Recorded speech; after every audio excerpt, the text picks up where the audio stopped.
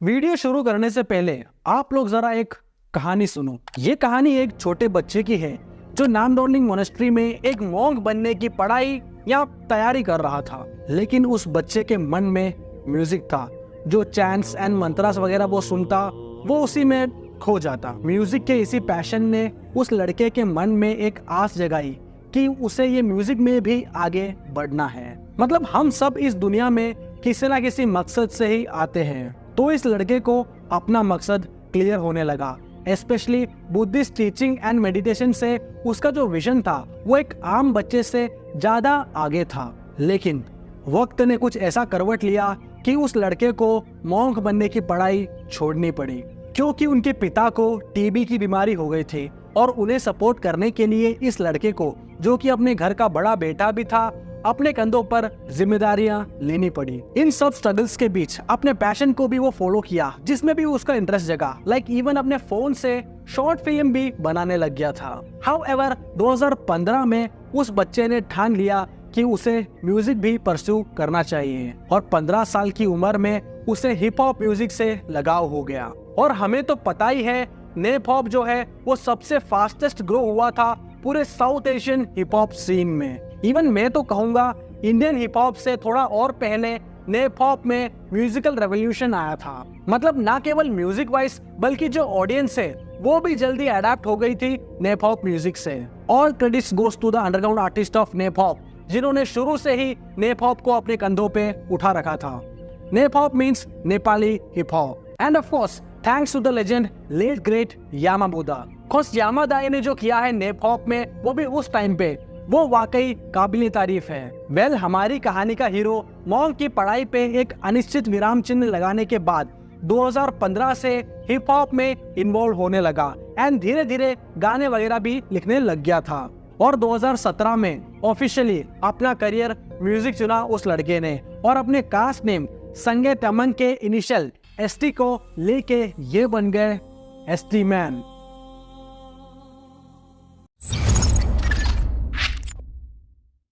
काफी टाइम से अपने भाई लोग रिक्वेस्ट कर रहे थे एक नेप हॉप वीडियो के लिए, सो हियर इट इज। हाल ही में कुछ ऐसा हुआ कि मैं YouTube पे कुछ देख रहा था और अचानक मेरे सामने एक गाने का ट्रेलर आया एंड उस गाने का टाइटल था India.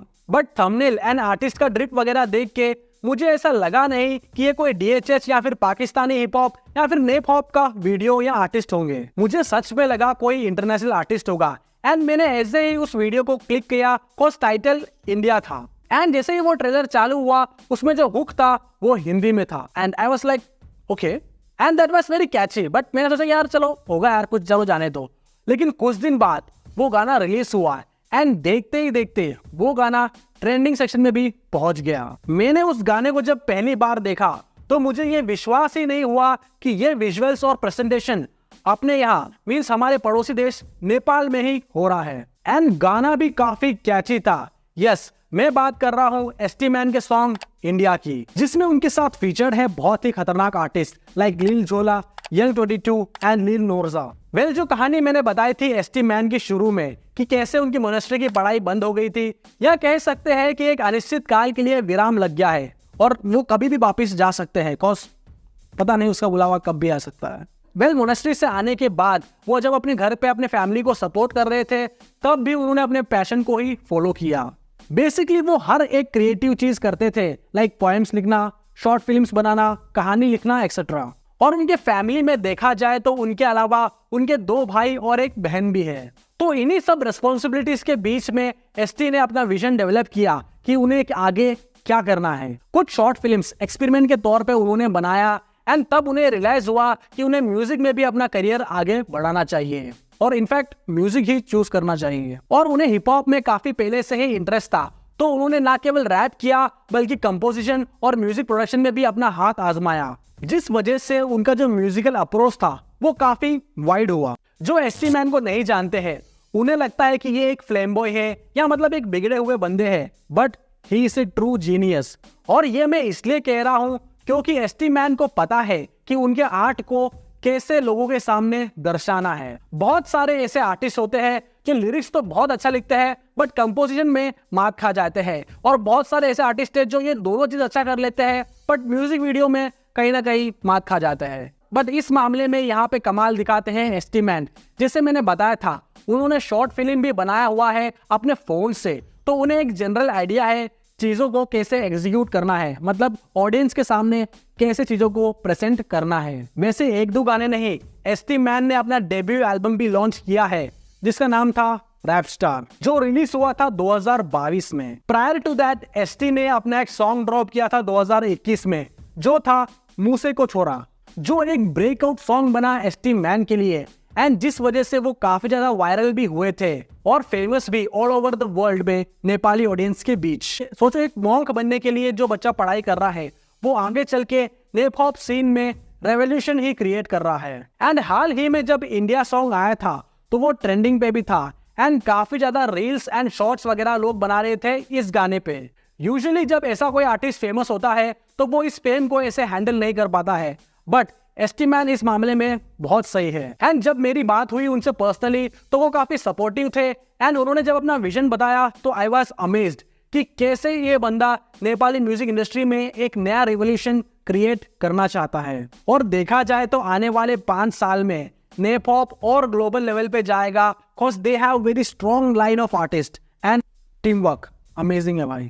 लॉरे, V10, MC flow, unique point जैसे और भी तगड़े तगड़े आर्टिस्ट हैं जो सीन में मचा रहे हैं नेप हॉप के, और इन सब का आपस में भी एक स्ट्रॉन्ग कंपटीशन चलता रहता है। वेल, एसटी मैन ने इंडिया सॉन्ग को फॉलो अप करते हुए एक और सॉन्ग ड्रॉप किया है जिसका नाम है स्टाइलिश, एंड ये गाना भी काफी कैची है एंड इसका वीडियो भी नेक्स्ट लेवल पे है। अगर आप लोगों ने ये वीडियो अभी तक नहीं देखा है तो प्लीज जाके देखना जरूर, और स्पेशली अगर तुम न्यू स्कूल हिप हॉप के फैन हो तो डेफिनेटली तुम अमेज हो जाओगे जस्ट लाइक मी। और अभी एसटी मैन का फोकस है उनके अपकमिंग एल्बम पे जिसका टाइटल है कॉलीवुड। वो अपनी सारी एनर्जी लगा रहे हैं इस एक एल्बम में, तो डेफिनेटली ये एक नेक्स्ट लेवल चीज होने वाली है। और इसके 2 गाने जो भी आए हैं, इंडिया और स्टाइलिश, जो ऑलरेडी बूम हो रहा है पूरे सीन में। बहुत ज्यादा एक्सपेक्टेशन है कॉलीवुड एल्बम से, ना केवल प्रोडक्शन वाइज बट जो क्रिएटिविटी दिखाने वाले हैं एसटी इस एल्बम से, उसकी भी काफी ज्यादा हाइप है अभी से। So let's wait for that album and देखते हैं एसटी मैन क्या धूम मचाते हैं। और अब बात करते हैं नेप हॉप के इम्पैक्ट के बारे में कि कैसे ये साउथ एशियन म्यूजिक में ये लोग अपनी पकड़ और मजबूत कर रहे हैं। जिस स्पीड से नेप हॉप ग्रो हो रहा है, डेफिनेटली वो एक स्ट्रॉन्ग कॉम्पिटिशन है इंडियन हिप हॉप सीन के लिए भी। मतलब ये एक हेल्दी कॉम्पिटिशन है और ऐसा होना भी चाहिए। अपने यहाँ ऐसे बहुत कम आर्टिस्ट है जो कुछ अलग कर रहे हैं, और बेसिकली देखा जाए तो इधर एक ही पैटर्न को फॉलो कर रहे हैं सब लोग हिप हॉप में। बट नेप हॉप में जो आर्टिस्ट है वो नए नए एक्सपेरिमेंट्स करते रहते हैं, और अपने यहाँ ऐसा कोई आर्टिस्ट करता है एक्सपेरिमेंट तो उसे इनिशियली सपोर्ट नहीं बल्कि काफी ज्यादा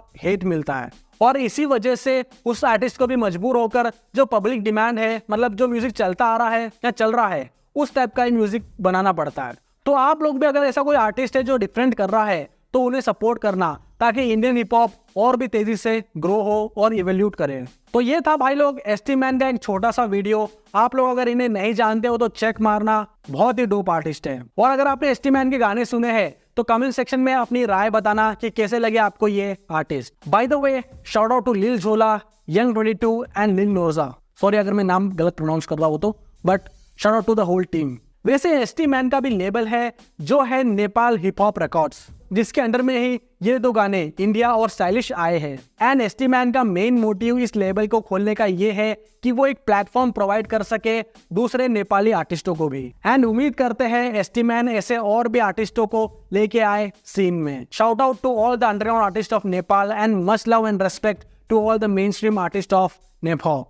और बहुत प्यार मेरे नेपाली ऑडियंस को जो भी ये नेपाल से मेरी वीडियो देखते हैं। Much love from India. और हाँ, ये हेल्दी कंपटीशन हमारे बीच ऐसे ही कंटिन्यू रहे। तो आप लोग जाके इंडिया गाना सुनना जरूर और बताना कैसा लगा। और वैसे तुम्हारे भाई से इंस्टाग्राम पे जुड़ना भी मत भूलना। तो मिलते हैं अगले वीडियो में, तब तक के लिए अपना ख्याल रखना, अपने घर वालों का ख्याल रखना, इंटरनेशनल आर्टिस्ट को सुनना और अपने लोकल आर्टिस्ट को सपोर्ट करना। बाय बाय, टेक केयर, राम रचो।